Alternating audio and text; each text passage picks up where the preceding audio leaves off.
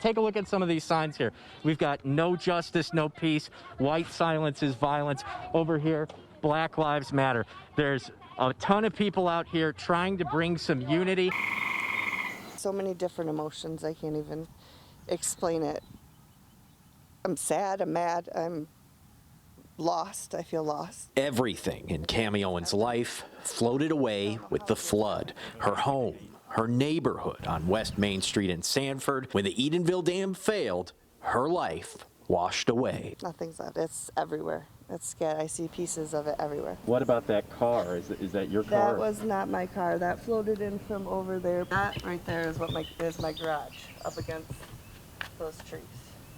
That's your garage over there. There's boats, there's fence, there's houses, there's docks from way up the lake. This right here behind me is the top half of Cami's house. This is about a quarter of a mile away from where she used to live. She doesn't even know where the bottom half is. Horrible.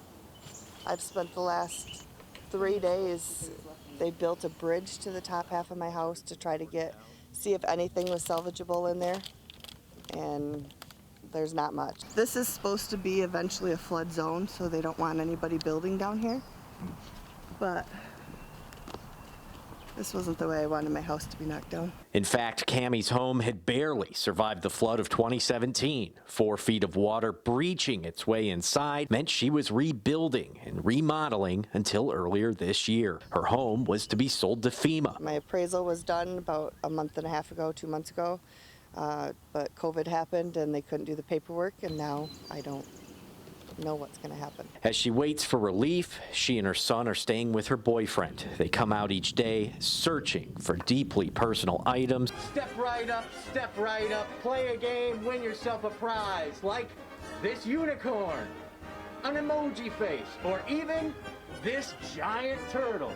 That's what you'd normally be hearing at a carnival or a fair, but because of the pandemic, a lot of this stuff is stuck sitting in warehouses. So here sits 100 cases of stress balls, you know, with 288 of them each. There's 30,000 stress balls sitting right there that aren't moving so great at the moment. Jim Hayes Jr. runs Hayes Specialties Corporation out of Saginaw, dealing in toys. The pirate gun, you know, upstairs. Trinkets. These here, I think, are all splat balls. You know, you throw them on the ground and they splat. Boxes of bingo boards. Usually we're out of them. Usually we have trouble keeping up with demand. But now he's got more than 100,000 square feet packed with plushies, brimming with balloons. Everybody knows that little red log cabin right there by the marathon. It's a landmark in Sanford, and it's Penny Tyler's childhood home. It was in our family since I was 3, so that'd be 55 years. But Penny had to leave the little red cabin behind when the Edenville and Sanford dams failed May 19th. She and her little dog Bugsy evacuated as floodwater washed away her town,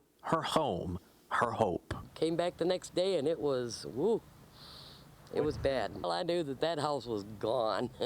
Yeah, because it looked like 3 legs might have went right through my house.